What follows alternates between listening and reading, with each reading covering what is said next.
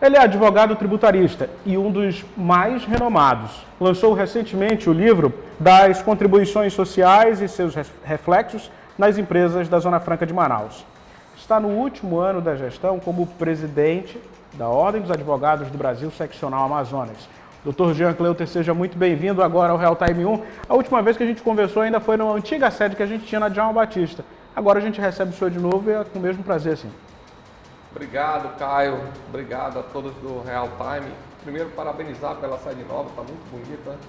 Realmente o estúdio aqui está fantástico e eu estou muito feliz de estar aqui hoje conversando com vocês novamente. Obrigado, doutor Jean. Doutor, antes da gente passar para o livro, porque o senhor já deu um spoiler para mim aqui antes da gente começar a gravação, que já foi um sucesso de vendas.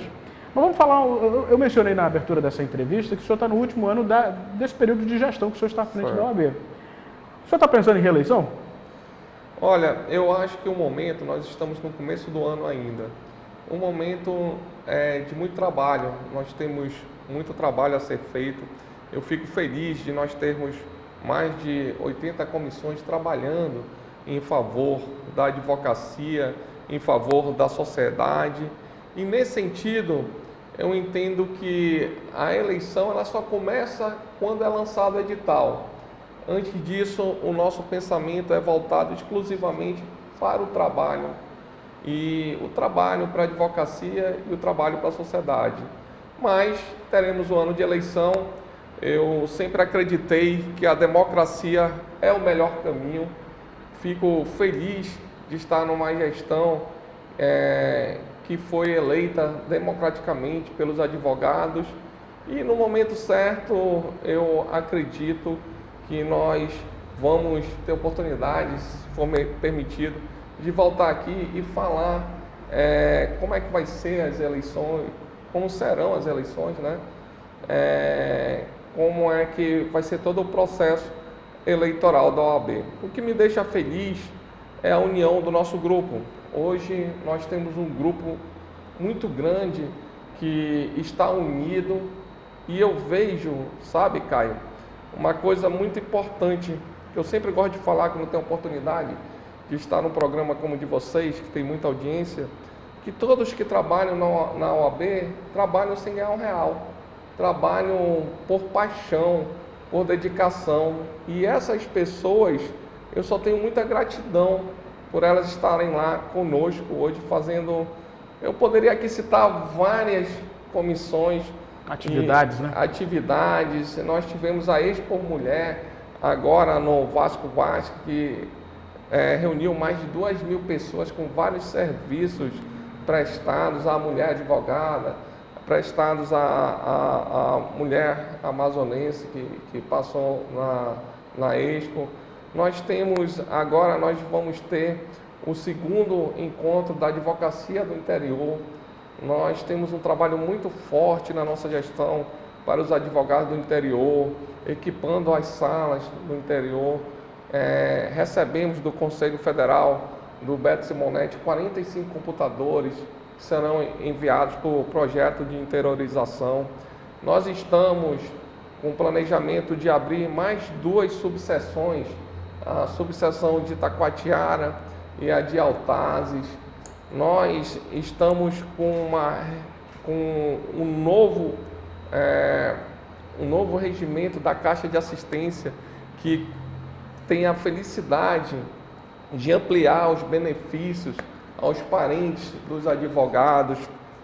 Hoje, a Caixa de Assistência ela tem vai ter uma data histórica, ela vai ter 1.000 convênios com todas as linhas, convênio com exames médicos, com farmácia, ou seja, é uma gama de trabalho sendo feito em prol da advocacia e nós estamos ampliando também para os parentes dos advogados. Esse trabalho está sendo feito pelo Neto Simonetti, que está presidindo brilhantemente a Caixa, como também a ESA, que é o braço de ensino, já fez mais de 50 cursos para os advogados. Nós temos uma pós em previdenciário. Sábado, nós lançamos o Comitê de Combate à Corrupção nas Eleições. Esse é um ponto muito importante. E sábado nós reunimos num sábado pela manhã, praticamente 100 advogados estudando todo o processo eleitoral, todas as questões, as nuances do fake news, de defesa dos seus clientes, de defesa, eu até falo, de defesa do Estado Democrático de Direito. E a gente vê, o senhor está mencionando o advogado, seu colega Carlos Santiago, que faz um trabalho brilhante diante dessa comissão. E esse grupo de trabalho já deu resultados ao longo dos últimos anos, resultados que a gente viu na prática. E eu tenho certeza, o Carlos Santiago é o nosso presidente da comissão, ele vem fazendo um excelente trabalho. Eu tenho certeza, junto com o Cassius Clay, também coordenador de comissão, nós temos certeza que nós estamos rodeados de pessoas que querem o melhor para a sociedade, querem o melhor para a advocacia. E nós, Caio, é isso que é importante também deixar claro, nós não fazemos distinção, nós, terminou a eleição, somos todos advogados, advogadas. Nós temos uma gestão de portas abertas, mas portas abertas literalmente. Quem chega na OAB à tarde fala com o presidente. E sabe uma coisa que me deixa muito feliz? Quando o advogado entra na sala da presidência, que aquela sala não é minha, é a sala da presidência. Chega lá, abre a geladeira, pega um copo de água, pega uma pipoca, pega um pão com manteiga, um cafezinho, um refrigerante e troca uma ideia conosco. É muito interessante que nós, quando nós somos bebês, nós não sabemos falar, Então, quando a gente chora, ou está com fome ou está com dor. E eu sempre falo que eu não entendo que qualquer cobrança para a nossa gestão seja crítica. Eu entendo que a cobrança ela é importante para que chegue a informação na gestão. Por exemplo, nós temos mais de 14 salas que hoje tem café da manhã para o advogado, tem os computadores, ar-condicionado, tem toda uma estrutura para o advogado atender o seu cliente, fazer seu peticionamento. E essa semana, logicamente que isso acontece. Nós tivemos uma sala que a funcionária teve um problema de saúde, nos chegou e logicamente que houve uma reclamação de um advogado, mas aquela reclamação eu não entendo que seja aquela reclamação, aquilo seja um aviso, porque às vezes acontece em uma sala e não chega a informação para a gerência. Chegar, E chegou, e logicamente que nós providenciamos. Nós tivemos um sábado que faltou papel na sala do advogado da custódia, e nós providenciamos. Lógico, o advogado avisou, mandou mensagem, e isso é importante. É natural uma estrutura grande, Grande, e essa sinergia é importante. E eu falo, e costumo falar o seguinte, eu fico muito feliz em ter vários problemas para resolver. O senhor falou uma coisa interessante, 2 vezes nessa sua primeira resposta, que foi o fato de que terminam as eleições, o meu grupo é consolidado, terminam as eleições, todo mundo é advogado e a gente vai trabalhar por conta da classe. E para a classe, para ter uma melhor estrutura. O senhor veio de 3 eleições até ganhar essa eleição, e o senhor sempre esteve de um lado oposto de pessoas que hoje o senhor está do lado. Pessoas que são nomes, referências na advocacia. Olhando para frente, é um grupo que hoje se consolidou. O senhor enxerga isso também? Eu enxergo. Interessante é o seguinte, o que nós pretendemos, eu não falo só eu, Jean, mas todo o grupo. A gente pretende despertar no advogado a paixão pela advocacia. Por quê? É muito difícil você ser advogado. Você tem que fechar o contrato com o cliente. Tem que resolver o problema do cliente, que não depende de você. Não. Depende de uma decisão judicial. Tem que receber um alvará que demora a sair. A advocacia ela é muito difícil. Não é uma profissão fácil, é uma profissão que tem que ter resiliência. E se nós não despertarmos no advogado essa resiliência, o advogado desanima. Porque o enfrentamento é muito grande. Então, o que me deixa feliz, Caio, você tocou num ponto. Hoje eu posso dizer o seguinte: a nossa gestão, ela está composta. Se eu começar a citar nomes aqui, eu vou esquecer de nomes. Eu vou até me permitir, me desculpem, mas eu vou de muitas pessoas que são apaixonadas pela Ordem dos Advogados do Brasil e a OAB. E quando você começa a juntar essas pessoas, você começa a ter resultados melhores, tanto na questão da assistência, quanto na questão educacional, como no dia a dia dos advogados. Então, quando você fala assim, eram dois grupos opostos que estão juntos hoje. Verdade. Isso é coisa. O senhor conseguiu um feito que eu acho que políticos habilidosos têm inveja do senhor. Na verdade, pelo fato de conseguir reunir tanta gente hoje no mesmo grupo. Na verdade, eu não vou dizer que eu consegui esse feito, porque ninguém consegue nada sozinho.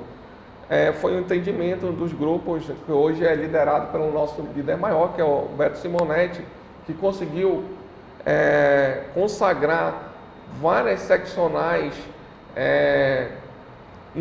na sua objetivo de gestão, e isso se deve também ao presidente Choi, que na segunda eleição teve a sensibilidade de dizer: olha, eu fui reeleito, agora é um momento de nós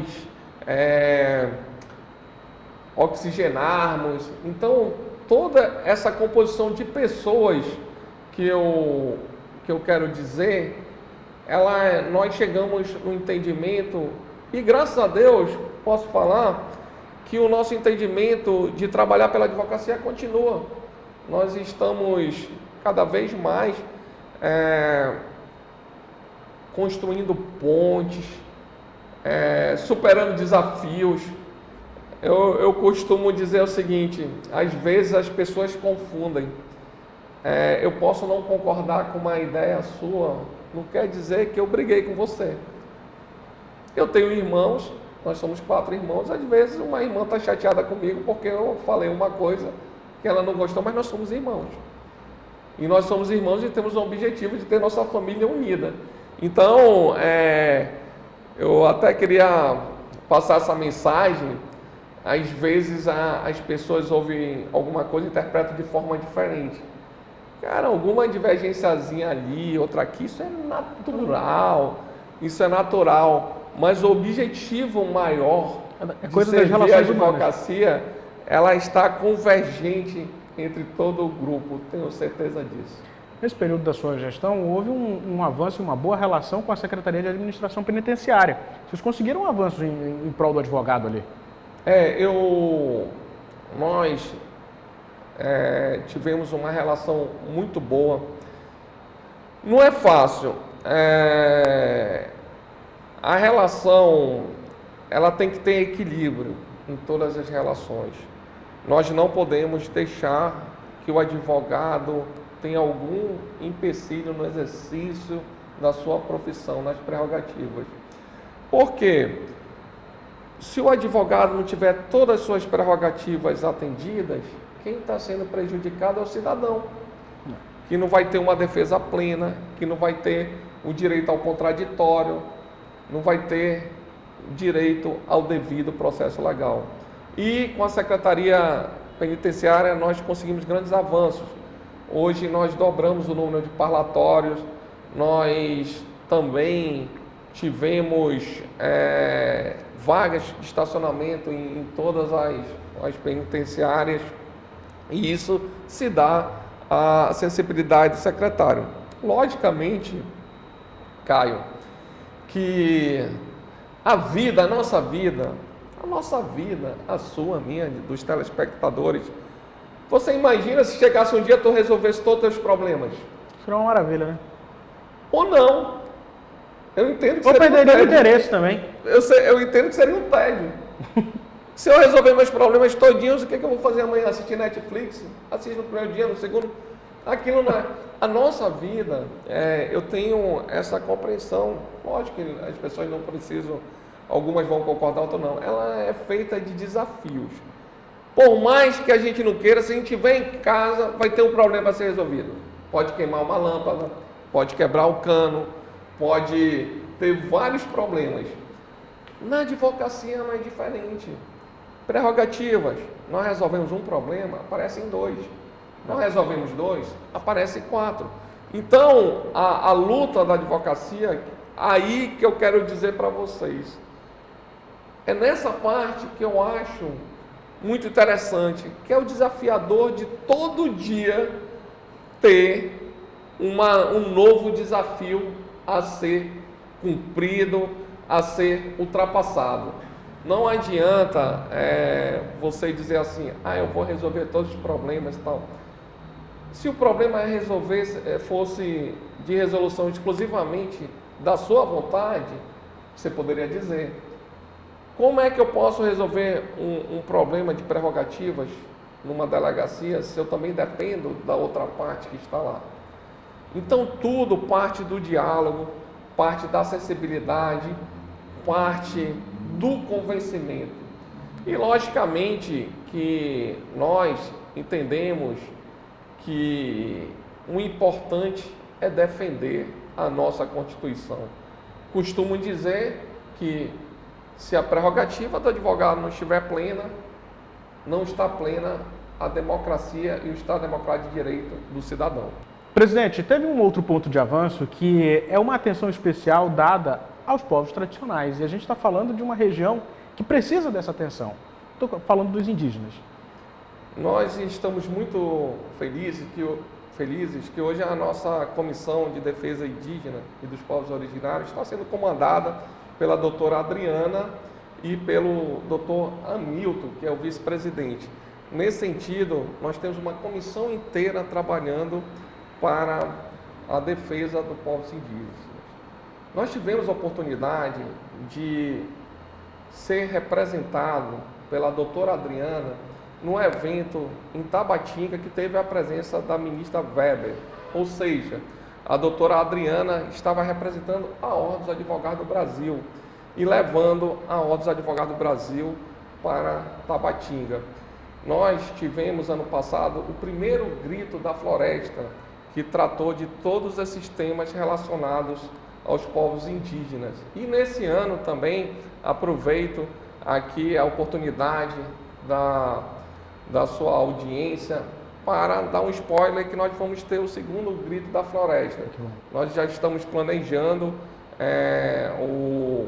o evento que está sendo planejado pela comissão e tenho certeza que será muito importante para os povos indígenas, para a Ordem dos Advogados do Brasil e para a sociedade amazonense.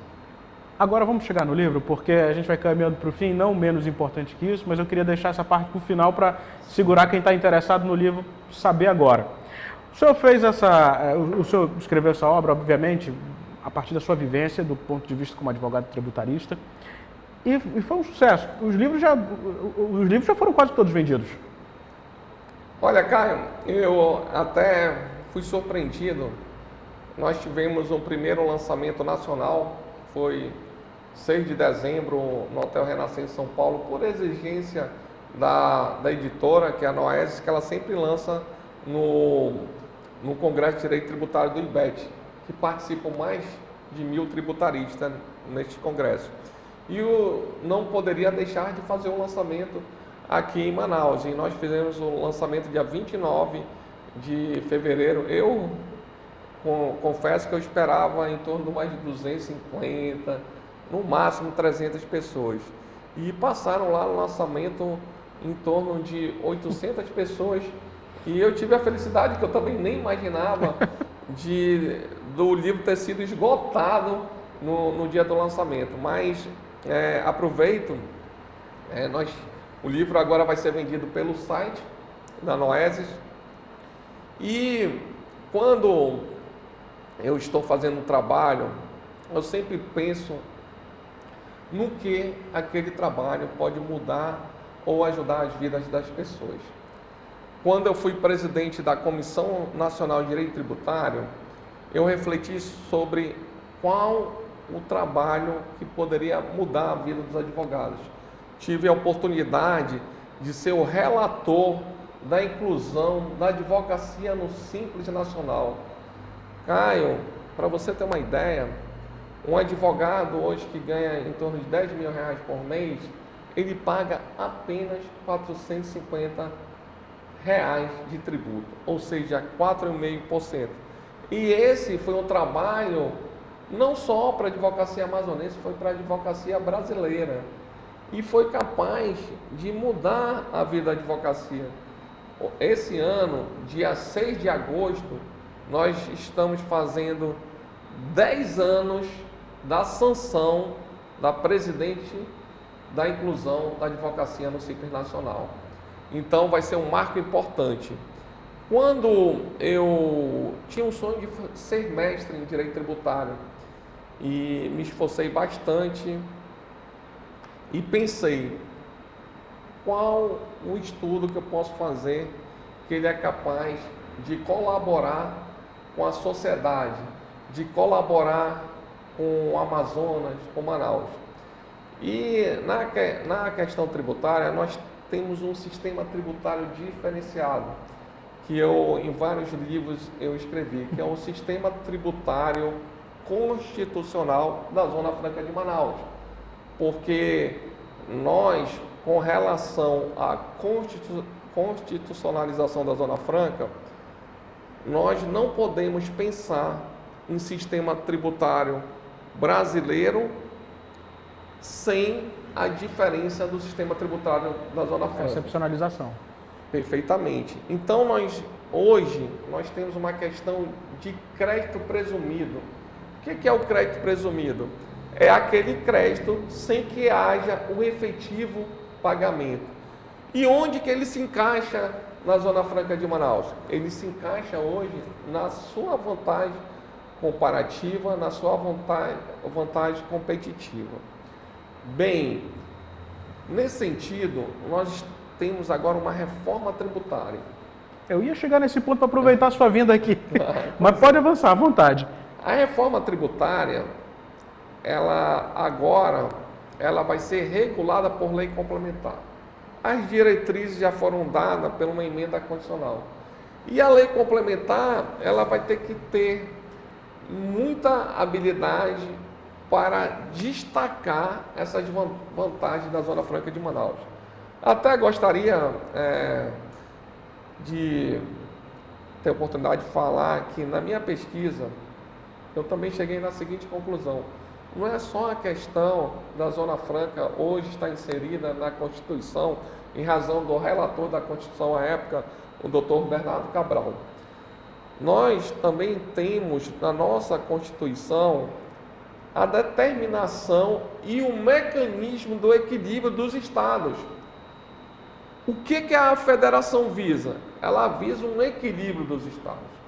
Hoje, ninguém precisa ser um expert em economia para saber que o Sudeste é onde está a riqueza do Brasil.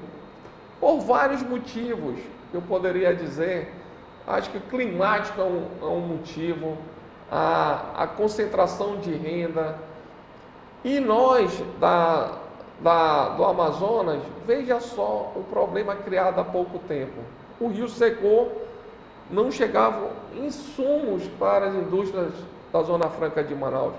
Como é que nós podemos ter igualdade que foi determinada pela Constituição se um Estado não tem a mesma estrutura que o outro?